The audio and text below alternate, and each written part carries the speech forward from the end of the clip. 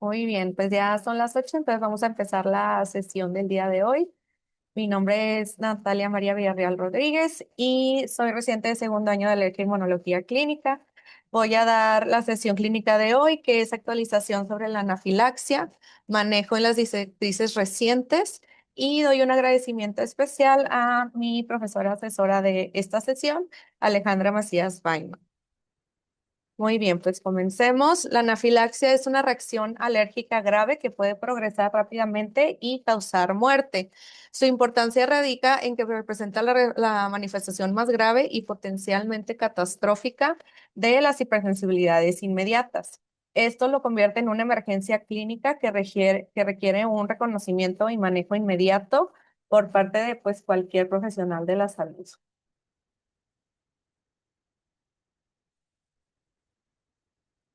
Muy bien, en cuanto a la historia de anafilaxia, pues esto se remonta hasta 2640 años antes de Cristo, donde tenemos el primer informe histórico de anafilaxia, con una muerte súbita del faraón Menes tras la picadura de una avispa. También ahí tenemos, hay como rumores o actualizaciones de que en realidad fue por un ataque de hipopótamo, pero bueno, pues igual sigue siendo el primer informe histórico. En 1902, Charles Richet y Paul Portier hicieron investigaciones con el príncipe de Mónaco para determinar la dosis letal de cianhídratos marinos en perros, como son anémonas y medusas. Ahí descubrieron que cuando estaban viendo lo de las dosis letales, había perros que después, aunque les dieran muy poquita dosis, semanas después, presentaban una reacción fatal inmediata al ser expuestos. Y aquí fue cuando Richard acuñó el término de anafilaxia, que significa, que viene del griego ana, que es en contra, y filaxis, protección, y por eso recibió el Premio Nobel de Medicina en 1913. Ahora, la incidencia global de la anafilaxia tenemos que entre 50 y 102 episodios por cada 100.000 personas al año. En la población pediátrica, esta variabilidad es mayor, con tasas desde 1 a 761 episodios por 100.000 personas por año. Y tenemos una prevalencia a nivel mundial que se estima entre 0,3% y 5,1%. La mortalidad la tenemos debajo de una muerte por millón de habitantes al año, que a pesar de ser una cantidad baja, sí tiene un impacto grave porque su naturaleza es súbita, entonces pues es una muerte que hay que alcanzarla lo más rápido posible. La letalidad en urgencias hospitalización es entre 0,25 y 0,33%, y en lo que es la anafilaxia refractaria, esta mortalidad aumenta a 26%. Ahora, la epidemiología de la anafilaxia en Latinoamérica sigue siendo poco conocida por el subregistro de los casos, ya que tenemos ausencia de registros nacionales robustos y limitaciones diagnósticas. Según el estudio de la Sociedad Latinoamericana de Alergia, solo la mitad de los países encuestados cuentan con guías de práctica clínica propias.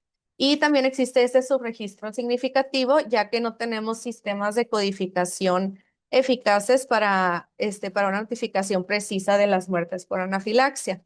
También, pues, tenemos esta falta de los recursos diagnósticos como la triptasa sérica, que solo están disponibles de forma consistente en el 50% de los países de la región. Ahora, en cuanto a diferencias demográficas, pues tenemos, en cuanto a la edad, en niños vamos a tener más alimentos, en adultos medicamentos y veneno de insectos, en niños se van a presentar más síntomas cutáneos y respiratorios, y en adultos más compromiso cardiovascular. También por región tenemos diferentes detonantes. En Norteamérica y Europa es más cacahuate y frutos secos, en Latinoamérica más frutas y vegetales, y en Asia crustáceos y pescados. Ahora, en cuanto a la calidad de vida, pues esto es muy importante porque los pacientes que han presentado anafilaxia, pues tienen una ansiedad persistente de que les pueda volver a pasar. Incluso esto puede hacer que tengan limitaciones pues en sus actividades, en sus viajes, interacción social, etcétera. Incluso aunque tengan su autoinyector de anafilaxia, pues aún, o sea, de adrenalina, pues aún esto puede generar ansiedad en ellos. Ahora, los retos actuales sobre el diagnóstico y tratamiento de anafilaxia. Aunque ya está muy avanzado el conocimiento, sigue siendo tanto subdiagnosticado como subtratado. Esto es primeramente porque hasta en un 10 a 20% de los casos no presenta manifestaciones cutáneas, entonces esto muchas veces confunde a los tratantes. En lactantes y niños, pues los síntomas son muy difíciles, ya que pues ellos son no verbales. No existe un estándar de oro o un biomarcador diagnóstico para la anafilaxia, entonces todo el diagnóstico es clínico y eso a veces puede dificultar que se haga un diagnóstico correcto. También existe un miedo entre médicos y pacientes de que la adrenalina es peligrosa. Con frecuencia se priorizan, y por eso con frecuencia se priorizan antihistamínicos o corticosteroides en el tratamiento, que esto pues no va a prevenir ni revertir lo que son los síntomas respiratorios o cardiovasculares. Y la disponibilidad global de autoinyectores de adrenalina pues es limitada. Ahora nos vamos con las definiciones. Tenemos varias definiciones por varias asociaciones. Primero del consenso de NIAT-FAN, está desde el 2006. Entonces, este es el estándar de oro por casi 2 décadas y nos define la anafilaxia basándonos en 3 escenarios clínicos. Primero, la afectación cutánea mucosa súbita más compromiso respiratorio o cardiovascular. La segunda es la afectación de 2 o más sistemas, que puede ser el pie, respiratorio, cardiovascular o gastrointestinal, tras exposición de un alérgeno probable. Y la tercera es una hipotensión aislada tras exposición a un alérgeno conocido para el paciente, o sea, algo que el paciente ya sepa que es alérgico. En cuanto a la World Allergy Organization, aquí ya se simplificaron los escenarios a 2 para buscar una mayor agilidad en el diagnóstico. La primera, pues, es la aparición aguda de afectación de piel y mucosas, más al menos uno de los siguientes que tenemos: respiratorio, cardiovascular o gastrointestinales. Y la segunda es inicio agudo de hipotensión, broncoespasmo o afectación laríngea tras la exposición de un alérgeno conocido o altamente probable para el paciente, aunque no haya síntomas de la piel.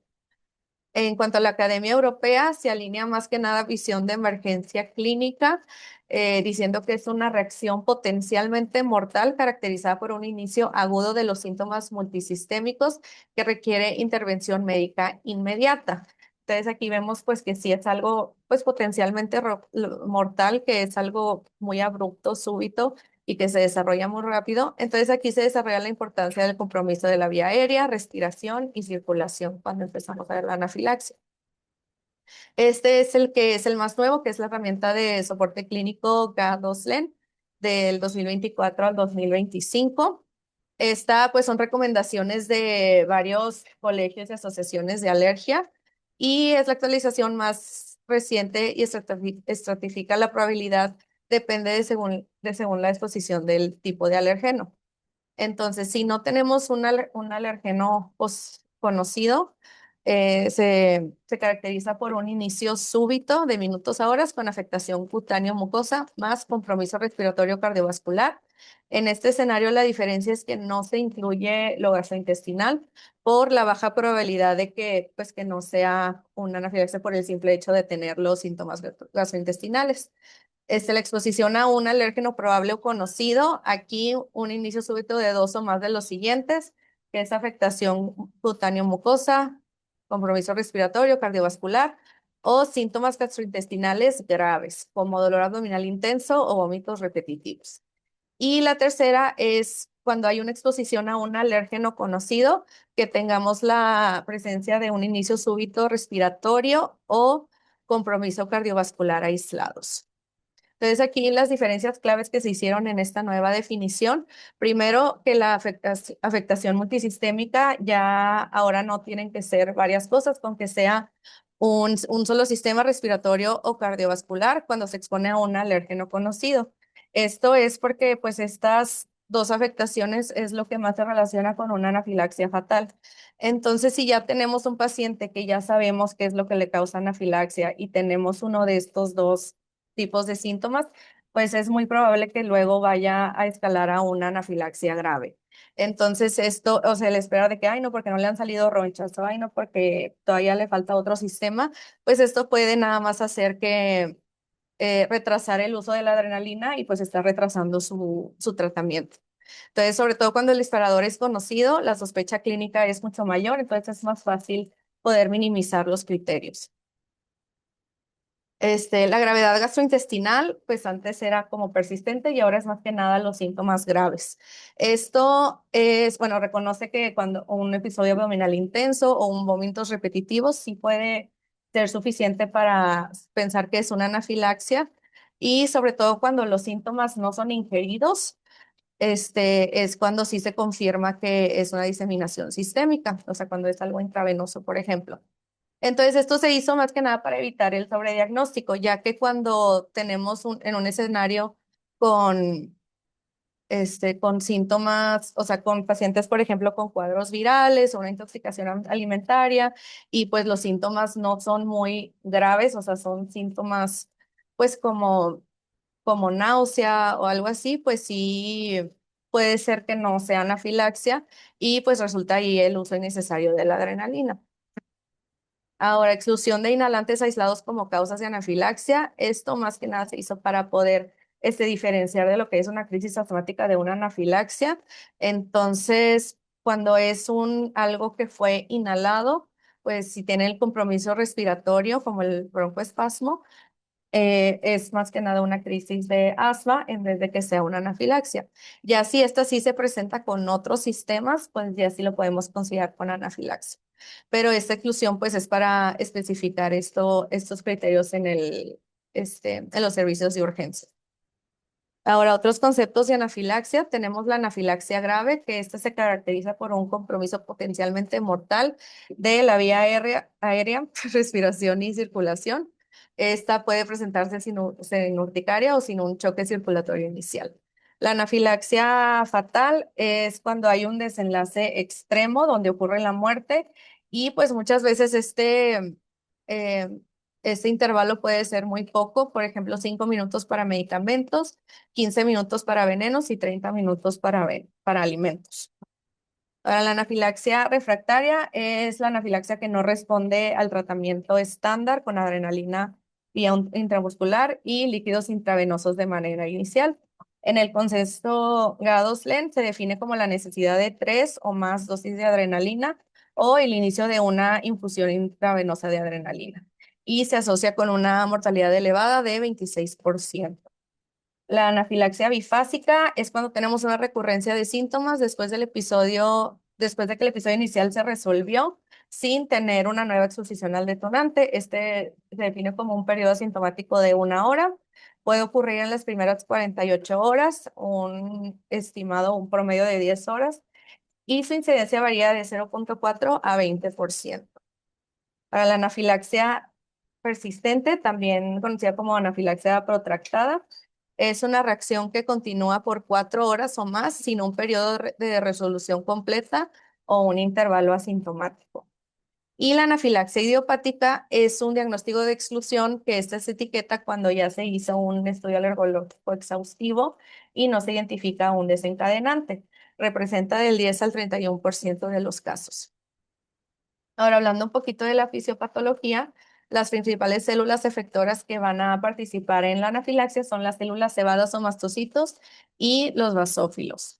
Entonces, los mastocitos son las principales. Estas pues se encuentran en piel, mucosas, pulmón, tracto intestinal y alrededor de los vasos sanguíneos y liberan mediadores inflamatorios que son los responsables de la mayoría de los síntomas agudos.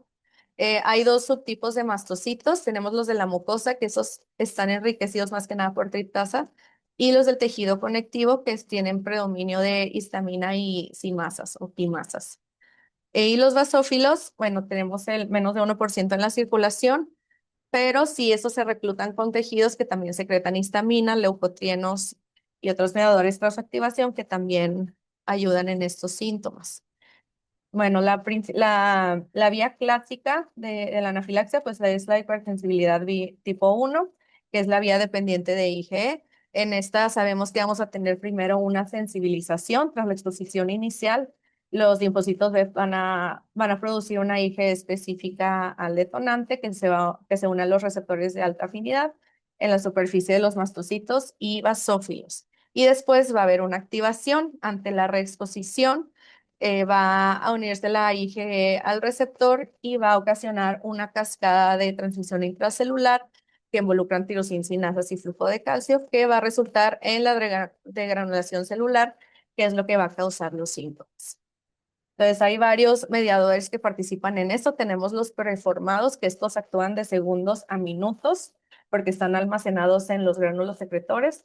Tenemos histamina, triptasa, las quimasas, heparinas y el factor de necrosis tumoral alfa. Estos pues van a ocasionar lo que es vasodilatación, aumento de permeabilidad, la desgranulación, por ejemplo, la triptasa, la activación de complemento, coagulación y el sistema calicreína-acidina, remodelación tisular y todo esto que nos va a estar aumentando e incluso amplificando la actividad de la reacción o los síntomas de la anafilaxia. Tenemos los mediadores neoformados, que estos pues se forman de nuevo, los que son de lípidos se forman en minutos y las citocinas y quimiosinas en horas. Esos también causan lo que son broncoconstricción, vasodilatación, fuga capilar, vasodilatación, etcétera. Y pues sobre todo las citocinas y las quimiosininas van a participar en esta amplificación de la respuesta o reclutamiento celular que también juega un papel en lo que es la inflamación tardía y prolongación de la reacción. Ahora también tenemos otras vías que no son dependientes de IgE, o sea, no necesitan esta sensibilización, que es la del complemento, que aquí participan las anafilotoxinas C3A y C5A, que pueden activar directamente a los mastocitos con los receptores de superficie. Tenemos la vía del receptor acoplado a proteína G relacionado con MASP2, que esta es una activación mastocitaria no clásica en el que permite una desgranulación inmediata sin tener sensibilización previa. Y pues también podemos tener activación directa de algunas otras cosas como son fármacos, medios de contraste o estímulos físicos que pueden causar esta liberación de mediadores sin tener una interacción antígeno-anticuerpo. Entonces aquí tenemos esta imagen nada más diferenciando las diferentes vías, que tenemos allá primero la tipo 1, que es la que sí requerimos esta sensibilización. Tenemos esta que también es, se podría decir que es inmunológica, que es lo de las citoquinas, lo del complemento. Y la no mediada por IgE y no inmunológica, pues tenemos el receptor acoplado a proteína G y los factores físicos o ciertos medicamentos acá al final. Pero al final todos van a provocar esta degranulación y esta liberación de los mediadores de inflamación. Ahora, también se ha visto esta nueva hipótesis que también pudiera estar aquí participando en en la fisiopatología, un componente neuronal.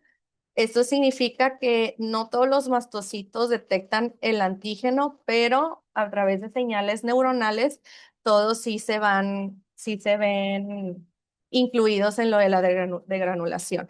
Entonces, esto significa que las células cebadas y neuronas se activan o modulan mutuamente, es decir, que a través de esta sinapsis de las neuronas pueden activar a más mastocitos para que haya aún más respuesta.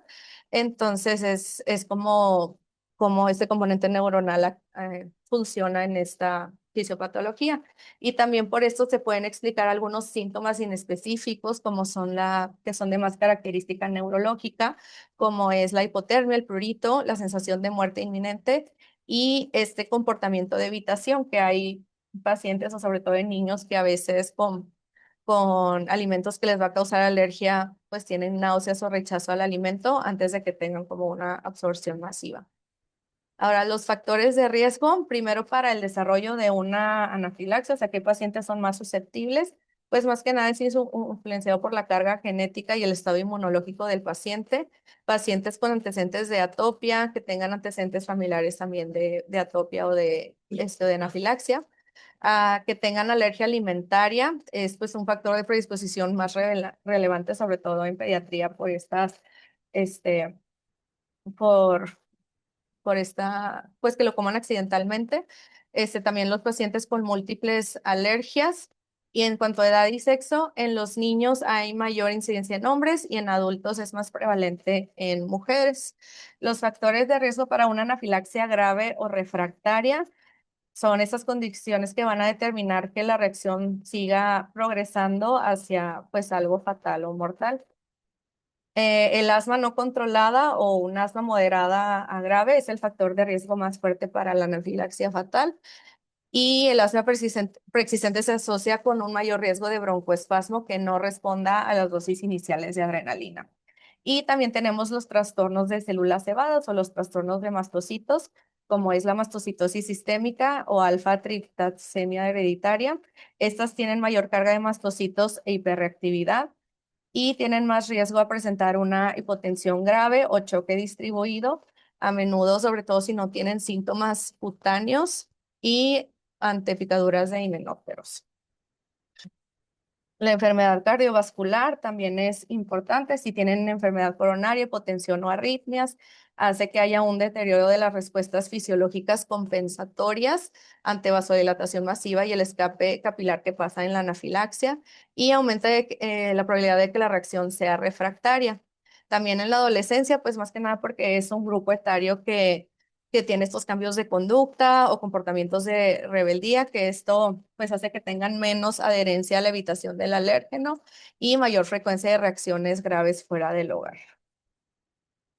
Ahora, factores de riesgos para muerte por anafilaxia. Primero, la edad avanzada. Esto por las comorbilidades que tienen estos pacientes cardiopulmonales o polifarmacia, sobre todo con los medicamentos, los betabloqueadores. Esto es bien importante porque los pacientes que usan estos medicamentos pueden tener que se antagonicen los efectos broncodilatadores y vasoconstrictores de la adrenalina, porque como estos betabloqueadores están ocupando los receptores, pues ya la adrenalina es muy difícil que los ocupe para hacer pues lo que tiene que hacer para evitar la reacción. Entonces esto aumenta el riesgo de anafilaxia refractaria y bradicardia paradójica. También los inhibidores de la enzima convertidora de angiotensina interfieren con la degradación de bradicinina y otros mediadores. Con esto se potencia la hipotensión en el angioedema. Bueno, el retraso o la falta de administración de adrenalina, esa es la principal causa de muerte y reacciones bifásicas, es el riesgo terapéutico más crítico y muchas veces es por falta de educación, ya sea en los familiares o en el personal médico, y el acceso limitado que tenemos de la falta de disponibilidad de autoinyectores de adrenalina. Ahora, los desencadenantes, pues los más importantes son alimentos, medicamentos y venenos de insectos. Sí puede causarse por muchas otras cosas, pero estas tres son como las más prevalentes. En cuanto a los alimentos, más que nada es en niños y adolescentes. De los principales son leche y huevo. Sin embargo, estos pues sí se pueden resolver después de los 16 años. Cacahuate y frutos secos, más que nada en Norteamérica, en Europa, y sí son responsables de la mayoría de las muertes por alimentos en estas regiones. En cuanto a los mariscos, representan una causa desproporcionada de anafilaxia en adultos, más que nada porque no es tan común la alergia en mariscos, pero las muertes por anafilaxia sí. Entonces generan más reacciones graves de las que se esperaría por esa prevalencia de la alergia y predominan más que nada en Europa y Asia. Y el trigo es menos común de forma aislada, pero es un detonante muy importante en China.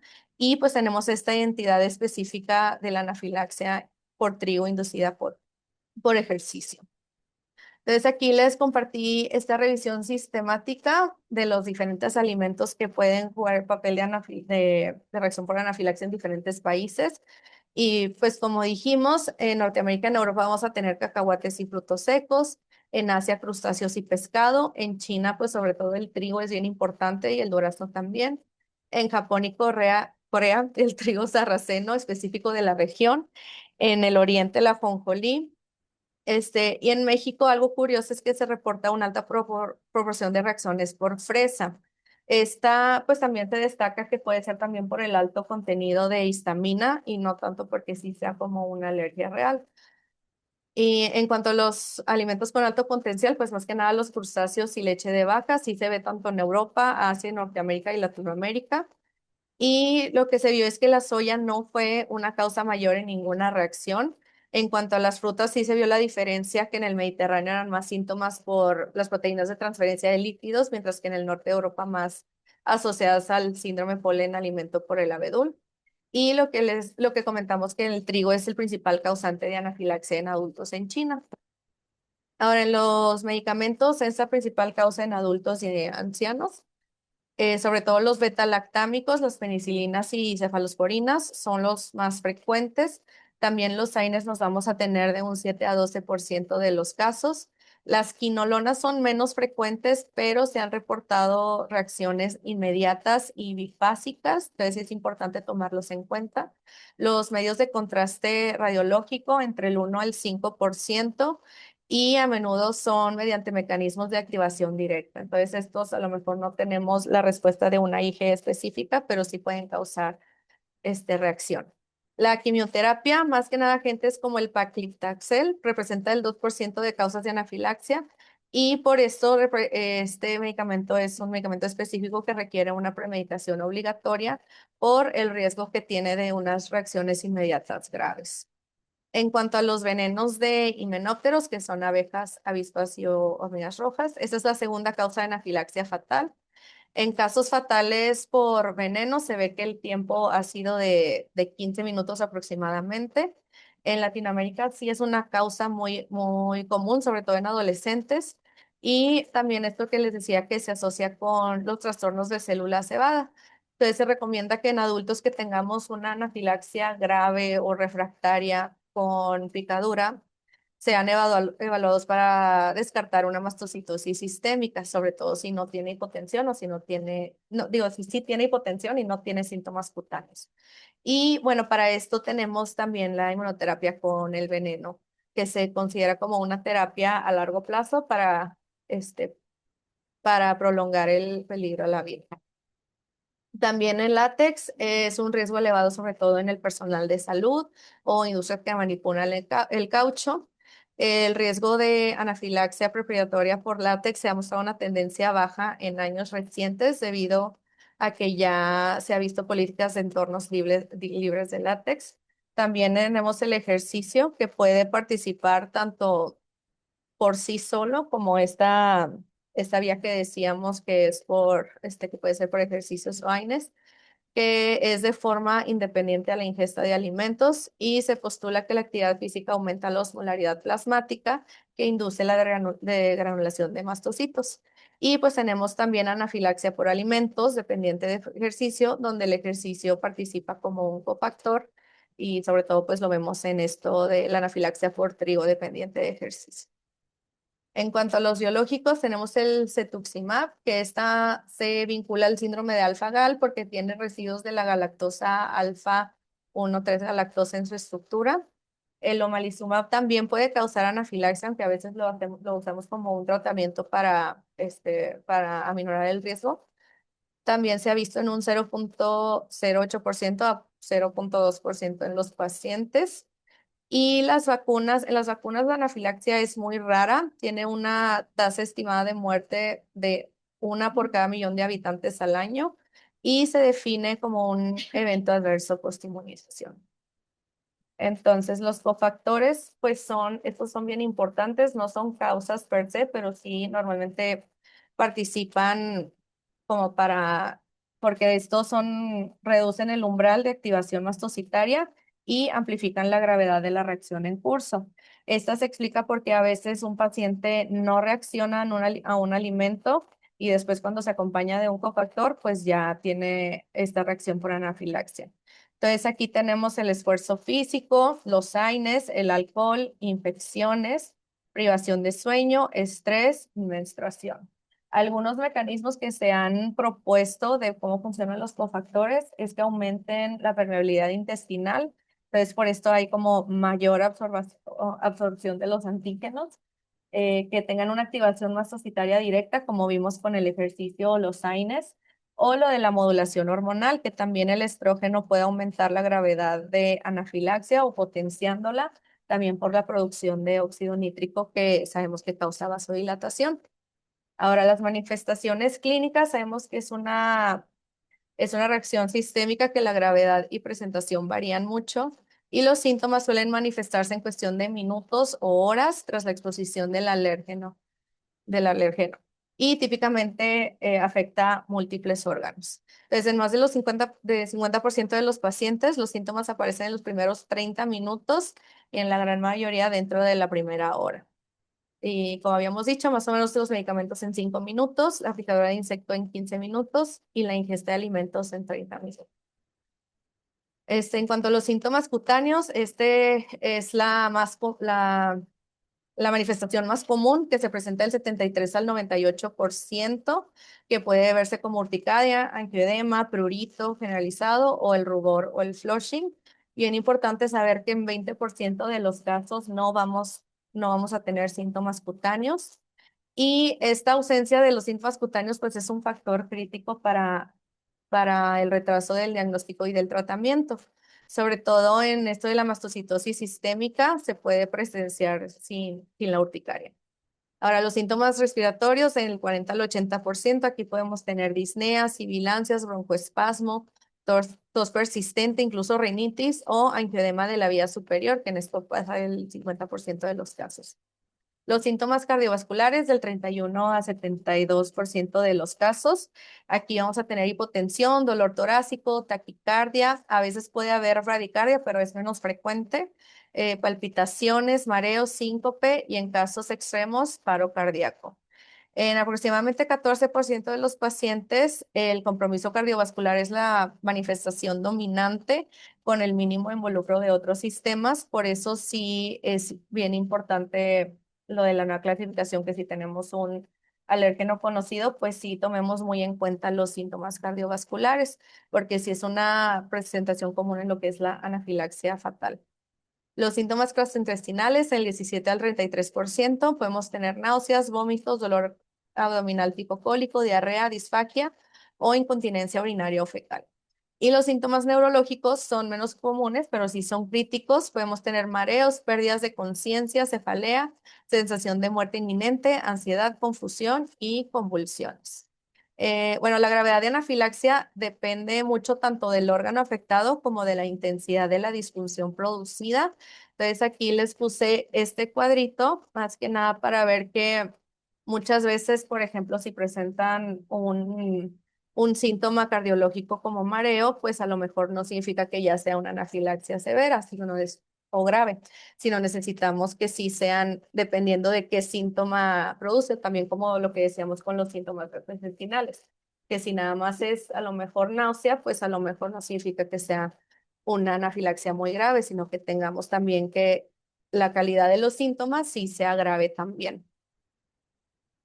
Ahora, la anafilaxia, pues sí es una urgencia médica y su diagnóstico se basa en la evaluación clínica. No tenemos, lamentablemente, una prueba de laboratorio que sirva como un estándar de oro inmediato, por lo que, pues, cuando está la anafilaxia ahí enfrente de ti, pues sí tenemos que usar solamente lo que es el juicio médico, basado en la historia y en los hallazgos físicos. Esta, pues lo que dijimos, se debe sospechar sobre todo ante el inicio agudo de minutos a horas en un cuadro multisistémico en la exposición de un detonante. Tenemos los diferentes criterios diagnósticos que ya los vimos en lo de las definiciones y pues sobre todo los signos de alarma hay que conocerlos, que son estos síntomas o manifestaciones graves de los que hablábamos, que son los respiratorios o los cardiovasculares, sobre todo el estridor, ya la cianosis, hipotensión, síncope o incluso los síntomas neurológicos, pues también nos dicen que ya que ya están un poquito más grave. Entonces aquí les puse lo que son las definiciones que habíamos visto. Para eso pues existen estos esquemas, porque como la anafilaxia pues es algo que todos los médicos tenemos que saber y tenemos que actuar rápido, sean o no alergólogos, bueno, pues todo el personal de salud. Sí es importante este tipo de esquemas para poder ayudarnos a identificarlo de forma inmediata y pues no dudar mucho en el diagnóstico. Entonces, o sea, tenemos de la NIAID-FAN, el de la WOW, que también nos pone los dibujitos de los síntomas y todo. Y pues este es el más nuevo del GA2-LEN, que aquí también te ponen lo mismo de que si tenemos el alérgeno conocido, el alérgeno probable, incluso te ponen acá lo de las dosis de anafilaxia, entonces, digo, de la adrenalina, perdón. Entonces, pues sí, es bien importante que te den a compartir este tipo de esquemas. Ahora, en en laboratorio, sí tenemos unas pruebas de laboratorio que pueden apoyar el diagnóstico, pero esto es en forma retrospectiva. Inicialmente siempre el diagnóstico va a ser clínico. porque nunca se debe, o sea, no vamos a esperarnos a tener uno de estos resultados para decir si le damos adrenalina o no. El principal es la triptasa sérica. Este es el marcador más utilizado y estable. Se puede medir hasta una hora, un año después si se congela la muestra. La utilidad es que sí nos confirma la activación de los mastocitos. Si tiene limitaciones, tiene una sensibilidad moderada de 49%. Es decir, que si hay niveles normales, no necesariamente hay que descartar anafilaxis. Y bien importante aquí, ¿cómo se eleva? Esta se eleva a los 30 minutos, alcanza el pico en 1 o 2 horas y tiene una vida media de aproximadamente 2 horas y ya en las horas posteriores ya va bajando un poquito más. Y esto es bien importante porque si vamos a querer tomar una muestra de esto, pues idealmente se tiene que tomar entre las 30 y 2 o 3 horas del inicio de los síntomas. Para lo de la triptasa es bien importante, o sea, sí tenemos que la mediana es de 4,5 y 5. Entonces un valor para decir anafilaxia se podría decir que es más de 11,4%, pero pues sí, lo ideal sería tener una triptasa basal, que esta debe medirse al menos 24 horas después de la resolución completa de la anafilaxia. Y se considera positivo cuando tenemos un aumento de la triptasa con esta fórmula que tenemos, que es más de 1,2 por la tritasa basal más 2. Los niveles de más de 8 sugieren realizar, o sea, si de la tritasa basal, más de 8 se sugiere realizar un estudio para alfa-triptasemia hereditaria y niveles de más de 20 obligan a descartar una mastocitosis sistémica. Otras cosas que pueden elevar la triptasa basal son, bueno, pues sí, el síndrome de activación mastocitaria, neoplasias, insuficiencia renal crónica, los helmintos o pues que haya tenido una anafilaxia reciente. Por eso es importante que si vamos a medir la basal, sí sea al menos 24 horas después. Bueno, otros marcadores que hay, existe la histamina. Esta tiene un pico muy temprano de 5 a 15 minutos. Entonces, la verdad, no tiene mucho caso tomarla porque pues la tendrías que tomar en ese mismo momento.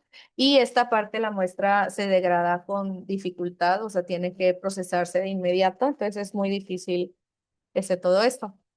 También tenemos los metabolistas urinarios, que es la 2,3-dinor 11-beta PGF2 alfa, que es un metabolito de las prostaglandinas. Esta persiste más tiempo en orina y sí refleja la activación de mastocitos independientes de IgE. Y también tenemos el factor activador de plaquetas, que este es un mediador lipídico liberado por los mastocitos y los basófilos, que sus niveles se correlacionan con la gravedad de la anafilaxia más que la triptasa. Entonces, depende de qué tan alto esté, más podemos ver pues qué tan grave fue la anafilaxia. Y los niveles altos de la PAF acetil hidrolasa, que es como la enzima que la degrada, se asocian con mayor riesgo de reacciones graves. La limitación que tiene esta es que también tiene una vida muy corta de 3 a 13 minutos. Bueno, el diagnóstico retrospectivo es bien importante. Esto más que nada es como reconstruir el episodio, que es vital para la prevención. Tenemos que tener bueno, con los criterios que ya dijimos de las definiciones, y pues crear una historia detallada de qué fue el desencadenante, preguntar por cofactores, el tiempo entre exposición y los síntomas, la secuencia de la aparición de los síntomas, cuánto duró el episodio, qué tratamiento tuvo, si tuvo respuesta a la adrenalina o no. El estudio etiológico también es bien importante pues identificarlo para poder evitarlo en el futuro. Esto pues la historia clínica en pacientes donde le pasa muy frecuente pues un diario de alimentos y pues las pruebas cutáneas, sobre todo cuando son alimentos, venenos o medicamentos. Estas no se deben usar en el periodo refractario. Tenemos que esperarnos de 3 a 4 semanas post reacción por el riesgo de falsos negativos que puede haber por el aumento de todos estos mediadores. Y las pruebas intradérmicas se evitan cuando son de alimentos por el riesgo que tienen de inducir reacciones y de tener baja especificidad. Podemos pedir una IgE específica o un diagnóstico molecular, sobre todo para casos especiales como en el trigo o el durazno, para predecir gravedad o reactividad cruzada. La prueba de activación de basófilos también es una prueba in vitro cuando no tenemos una respuesta concluyente. O las pruebas de provocación, es la confirmación definitiva de alergia alimentaria o farmacológica cuando no tenemos otras pruebas concordantes. Lo malo es que pues sí tienen un riesgo intrínseco de una reacción grave, entonces sí se tienen que hacer en un entorno con un equipo de reanimación completo. Ahora, para el diagnóstico diferencial, sobre todo para los síntomas cardiovasculares que tenemos hipotensión o colapso, pues puede ser que haya sido un síncope vasovagal, un choque distributivo, el síndrome de Takotsubo, que es una miocardiopatía por estrés que causa dolor torácico y disnea, o un choque cardiogénico o hipovolémico.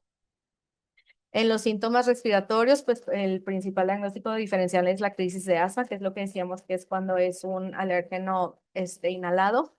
La obstrucción por cuerpo extraño, disfunción de cuerdas vocales o epiglotitis, que esta epiglotitis pues sabemos que sí es una inflamación aguda también, que causa disnea y disfagia y tienen esta postura característica de trípode.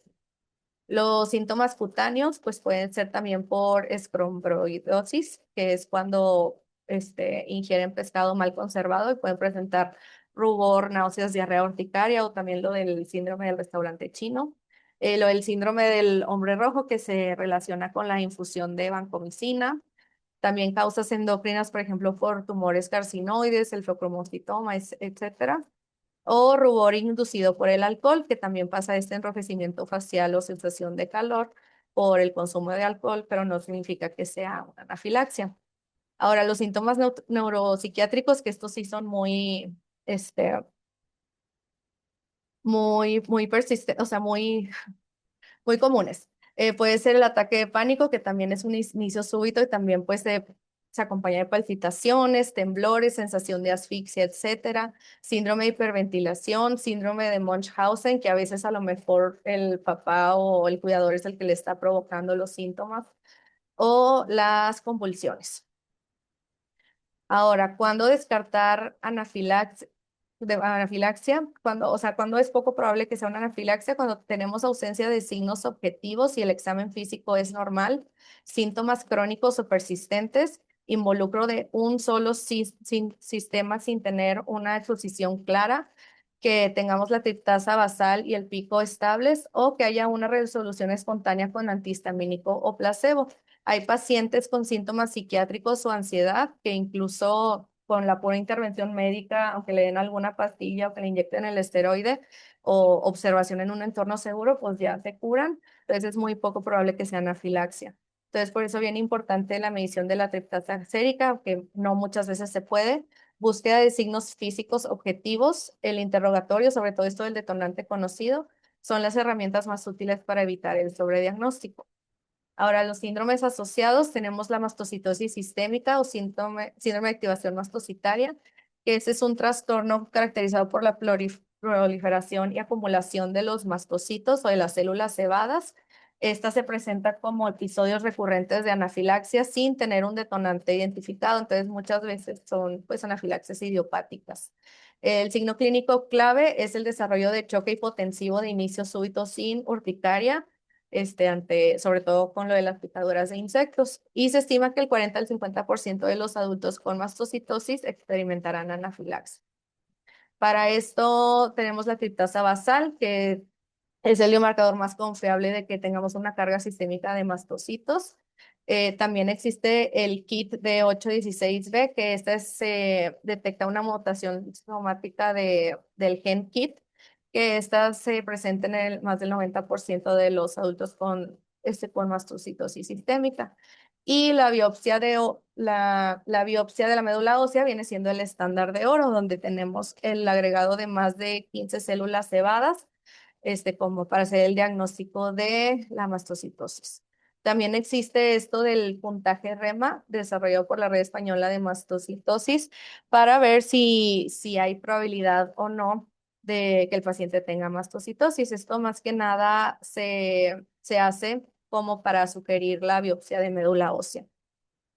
Ahora tenemos también la anafilaxia inducida por ejercicio dependientes de alimentos. Esto es cuando tenemos una anafilaxia que por el alimento solo pues no le pasa nada, pero si hace ejercicio o se acompaña del cofactor, ya es cuando ocurre la anafilaxia. Entonces, aquí se postula lo que dijimos, que el ejercicio pues puede aumentar esta osmolaridad plasmática y permeabilidad intestinal que facilite la absorción de los antígenos que activan los mastocitos. El más común pues es el del trigo y es principalmente la proteína omega 5 gliadina, que la tenemos como TRIA9 en los estudios moleculares. Y pues aquí la recomendación que se hace es que se evite la ingesta del alimento culpable 3 horas o 2 horas después de realizar el ejercicio. Y pues también evitar otros cofactores. Tenemos el síndrome de alfa-gal, que esta es la anafilaxia contra un carbohidrato, no como una proteína como las demás. Es contra el carbohidrato galactosa alfa 1,3 galactosa, que esta se presenta en la carne de mamíferos. Esta puede haber sensibilización tras las picaduras de garrapatas y suele manifestarse en adultos. El diagnóstico clínico es, aquí sí es una reacción retardada de 3 a 6 horas post ingesta, ya que estos nutrientes se transportan en kilomicrones,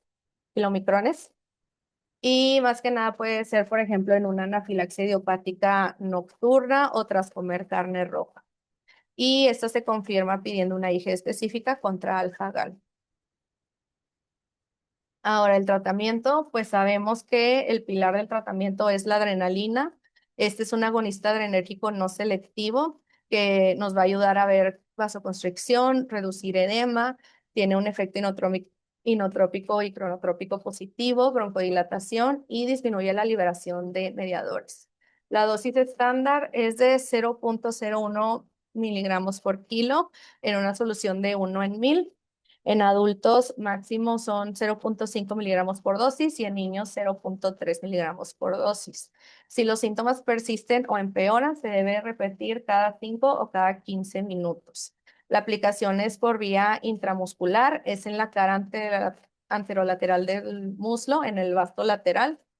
Y esta vía pues es la que logra los niveles plasmáticos más rápidos y altos, más que la vía subcutánea o en la inyección en el deltoides o en otra parte.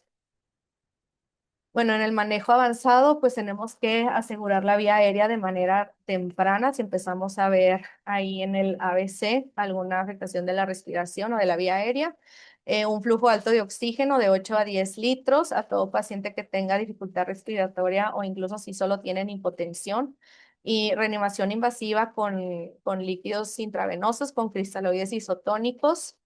Los vasopresores y la hipotensión es persistente después de la adrenalina y los líquidos, sobre todo pues esto pasa en la anafilaxia refractaria.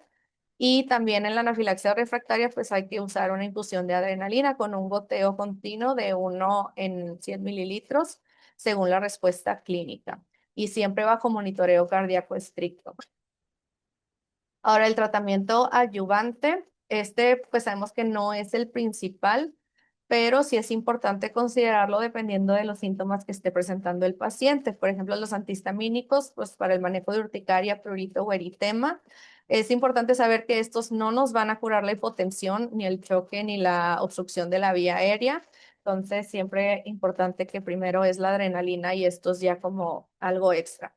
Los corticoides también, sobre todo cuando hay asma coexistente, broncoespasmo o en ciertos casos como para premedicar. Se ha visto que a veces se usan los corticosteroides como para evitar la anafilaxia bifásica, pero en sí no ha habido ningún estudio que sí muestre que lo previenen.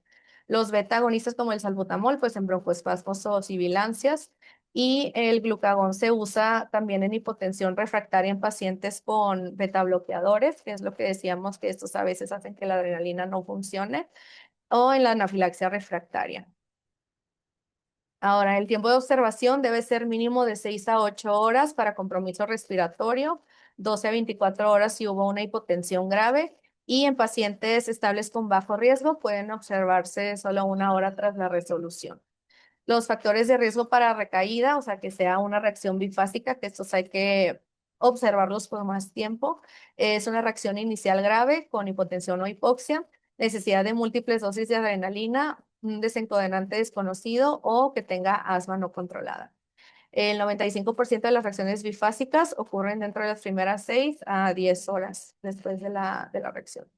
Ahora, los modificadores de riesgo, estos son pues para prevenir un poquito lo que es la anafilaxia. La inmunoterapia, podemos usar inmunoterapia por veneno o también hay inmunoterapia oral o terapia percutánea con cacahuate. Esto es más que nada para reducir las reacciones sistémicas, o sea, ir aumentando el umbral de la reactividad y reducir el riesgo de exposiciones accidentales. En cuanto a la desensibilización, esto es para los fármacos, sobre todo para los fármacos indispensables como es la quimioterapia o los biológicos, y esto crea una tolerancia temporal para poderle poner el tratamiento. O la resolución natural, como en la leche y el huevo, que se pueden resolver espontáneamente el 80% de los pacientes antes de los 16 años. Lo que es el cacahuate, nueces o mariscos, pues estos suelen persistir más. Bien importante para la prevención principalmente es la educación. Aquí tenemos que incluir tanto al paciente, al familiar, a los maestros, a los del lugar de trabajo. Hay que, bueno, primeramente identificación y evitación del desencadenante, saber reconocer los síntomas de manera temprana y pues el entrenamiento de la administración de adrenalina. El uso óptimo de adrenalina, pues saber que siempre llevar 2 dosis, que sea un acceso inmediato, o sea, saber que lo tenemos que tener tanto en la casa o con nosotros todo el tiempo, que sí vigilemos lo que es la caducidad y todo esto. Y también lo de los riesgos de aplicación, ya que en niños pequeños, depende del tamaño de la aguja y todo, puede pues llegar a ser intraósea o en pacientes obesos también puede llegar a ser subcutánea, entonces hay que este, tomar esto como parte del entrenamiento. Entonces, estos son los autoinyectores disponibles que existen. Cada uno de ellos, hay unos que tienen, por ejemplo, la jeringa ya precargada, la aguja más larga, etcétera. Pero pues aquí en Latinoamérica no tenemos los autoinyectores. Entonces, en este caso, pues se recomienda el kit de emergencia, que es lo que tenemos aquí en el CRAIC, que viene con ampolletas de adrenalina, como le dije, pues siempre cargar con 2, jeringas de insulina y agujas adecuadas para el uso intramuscular. También bien importante el plan de acción escrito. Todo paciente tiene que contar con él para que tenga todas las instrucciones de lo que se debe de hacer, de cuándo usar el medicamento, cómo usar el medicamento, eh, los síntomas que que podemos esperar o que pueden aparecer, y cuándo buscar atención médica de emergencia también. Y este plan pues se tiene que compartir, como dije, con los cuidadores, familiares y personal escolar. Bueno, y ya para terminar, pues los avances recientes que hemos visto de la anafilaxia. Primero, el omalizumab como una estrategia preventiva en pacientes de alto riesgo. Por ejemplo, pacientes que tienen alergia a múltiples alimentos, pues nos van a ayudar a reducir, más bien aumentar el umbral de reacción y reduce el riesgo de exposiciones accidentales. También se usa como adyuvante para inmunoterapia. Cuando te empieza la inmunoterapia, que es más común que tengan reacciones adversas, puede hacer que disminuya este porcentaje de reacciones. En anafilaxia idiopática o recurrente también puede reducir el episodio hasta en un 84%. Tenemos nuevas vías de administración de adrenalina. Bueno, primero esta ya está autorizada, que es la Neffy, que es la adrenalina intranasal. Esta es la primera formulación intranasal ya aprobada por la Asociación de Alimentos y Medicamentos de Estados Unidos, por la FDA, que esta es una alternativa pues que no tiene agujas y pues sí nos ayuda a evitar esta exposición sistémica y efectos cardiovasculares comparables a la vía intramuscular. Tenemos 2 dosis, la de 2 miligramos pues, para pacientes mayores de 30 kilos y la de 1 miligramo en pacientes que pesen entre 15 y 30 kilos. Y tenemos, bueno, ya está también la adrenalina sublingual, que es la AQST-109. Este es un film sublingual que se utiliza como un profármaco de la adrenalina que se diseñó para atravesar rápidamente la mucosa. Los estudios de fase 1 indican que el tiempo medio de activación a la concentración máxima es de 15 minutos, perdón. Es una opción portátil, no invasiva y de fácil uso. Y pues es un un buen medicamento, una buena propuesta para mejorar la adherencia y reducir retrasos en la administración de la adrenalina. El nombre comercial es Anafilm y cuenta con la aprobación condicional de la Administración de Alimentos y Medicamentos de la FDA, bueno, de Estados Unidos. Y también otra cosa que se ha visto, pues es el uso del soporte vital extracorpóreo cuando tenemos una anafilaxia refractaria como una estrategia de rescate. Más que nada cuando falla el tratamiento convencional con adrenalina, líquidos y vasopresores. Muchas gracias.